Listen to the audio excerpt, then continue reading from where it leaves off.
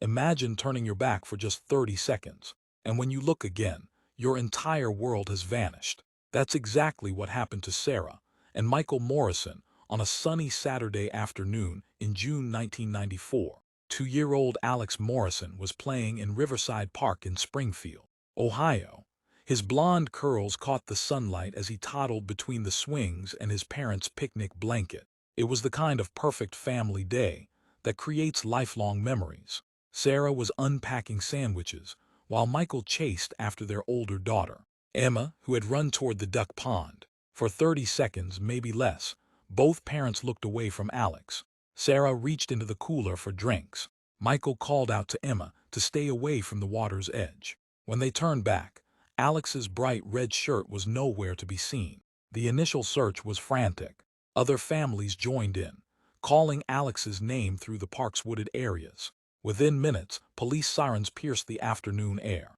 Detective Robert Hayes arrived to find parents in complete panic, their voices hoarse from screaming their son's name. But Alex Morrison had simply vanished, as if the earth had swallowed him whole. The first 48 hours of any missing child case are critical, and Detective Hayes knew it. Search dogs were brought in, tracking Alex's scent to the park's edge, before losing it completely near the parking area. Hundreds of volunteers combed through nearby woods, abandoned buildings, and storm drains. The investigation revealed no witnesses to an actual abduction. No one remembered seeing a suspicious person or vehicle. The park had been busy that afternoon, but somehow a 2-year-old had disappeared without a single soul noticing. Days turned into weeks. The FBI joined the investigation, expanding the search nationwide. Alex's photo appeared on milk cartons and missing children websites. The Morrisons held press conferences, pleading for information for their son's safe return. But leads dried up one by one. False sightings led to dead ends. Anonymous tips proved worthless. By winter, the active search had wound down, though the case remained technically open. The toll on the Morrison family was devastating.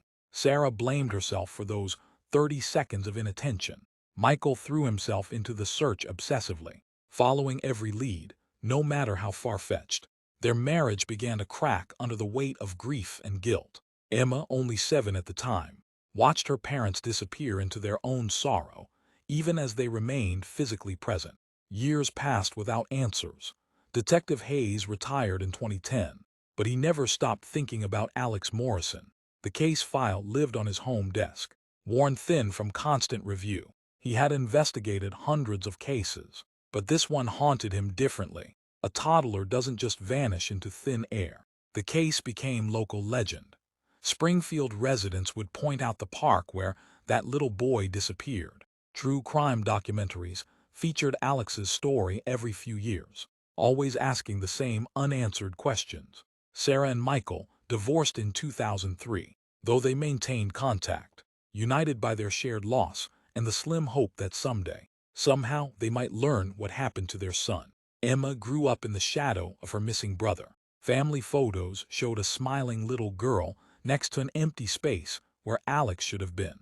She learned to navigate conversations about siblings carefully, never knowing how to explain the brother she barely remembered, but who shaped every aspect of her childhood. By 2020, most people assumed Alex Morrison was dead. It had been 26 years. If he was alive, he would be 28 years old, a complete stranger who might not even remember his real name. But Detective Hayes, now in his 70s, refused to give up. He had digitized every piece of evidence, uploaded Alex's information to genealogy databases, and corresponded with other cold case investigators across the country. He was determined to find answers before his own time ran out. On March 15, 2024, Hayes received a call that changed everything. A genealogist working with law enforcement had found a potential DNA match through a family ancestry website.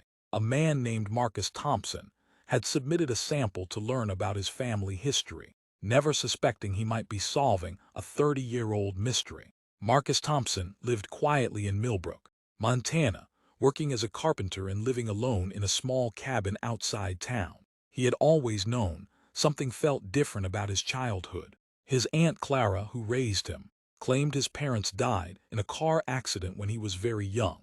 But there were no photos, no documents, no graves to visit.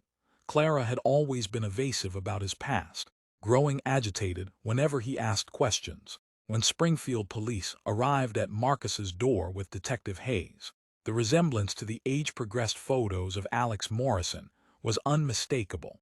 The same blue eyes, the same dimpled chin, even the same way of tilting his head when confused. The DNA test took 3 days to process.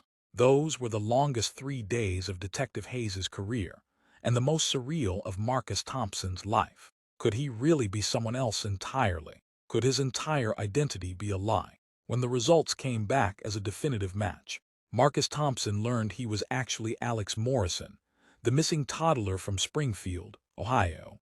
The phone call that Sarah Morrison had dreamed of for 3 decades finally came on a Tuesday morning in April. Detective Hayes's voice was gentle but electric with excitement.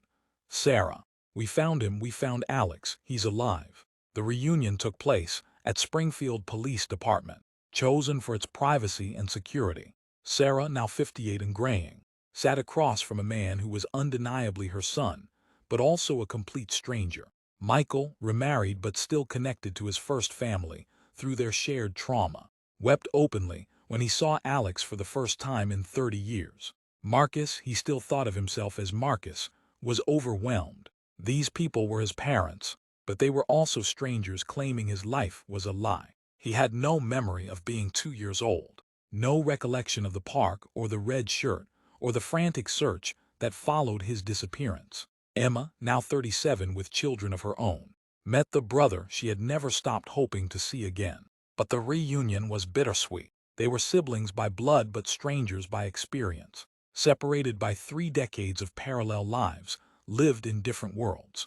The family tried to navigate conversations about Alex's childhood memories, but he had none of them. Instead, he remembered Clara Thompson, who had raised him in isolation in rural Montana, homeschooling him and keeping him away from other children.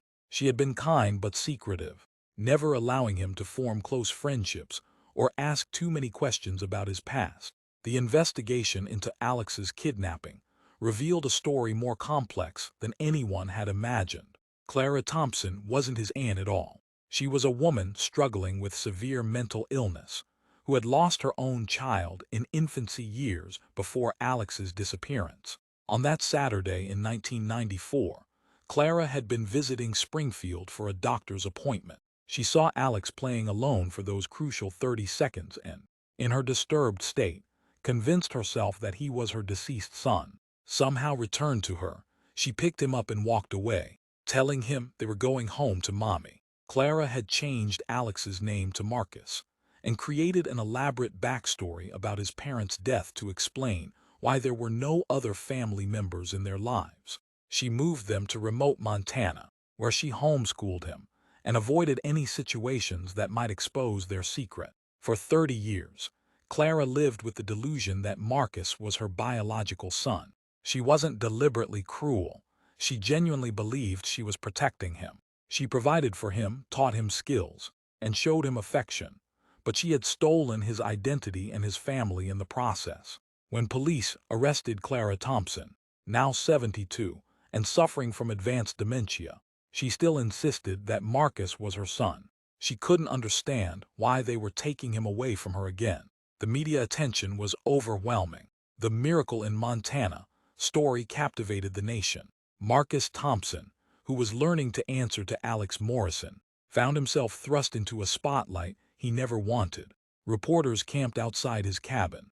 True crime podcasters dissected every detail of his story. Social media users debated whether he was lucky to have been found or traumatized by the discovery. For Marcus, the hardest part wasn't the media attention. It was learning to be someone he had never known he was. He had to grieve Marcus Thompson, the identity he had lived with for 30 years, while trying to embrace Alex Morrison, a person who existed only in other people's memories. Family therapy sessions were emotionally exhausting. Sarah wanted to reclaim the lost years, to mother the son who had been stolen from her. Michael struggled with guilt over the divorce and the years he spent obsessively searching instead of caring for Emma. Emma felt survivor's guilt for the childhood she had, while her brother lived in isolation. Marcus found himself caught between two worlds. Clara Thompson had been the only mother he remembered, and despite everything, he had loved her, but she had also built his entire life on a lie. His biological family loved him desperately, but they were loving the memory of a 2-year-old, not the man he had become. The legal proceedings were complicated. Clara Thompson was deemed unfit to stand trial due to her dementia. The case raised questions about justice when the perpetrator was herself a victim of mental illness. Marcus testified about his life with Clara, describing a woman who had cared for him, but had robbed him of his true identity. Through months of therapy, Marcus began to see his situation differently. He couldn't reclaim his lost childhood, but he could build new relationships with his biological family. Sarah and Michael learned to love the man their son had become, not just grieve the boy they had lost. Emma discovered that having a brother meant accepting him as he was, not as she had imagined him to be. Detective Hayes finally closed the case that had defined the end of his career. At Alex's request, he was there when the family held a private ceremony at Riverside Park, not to mourn what was lost, but to celebrate what had been found.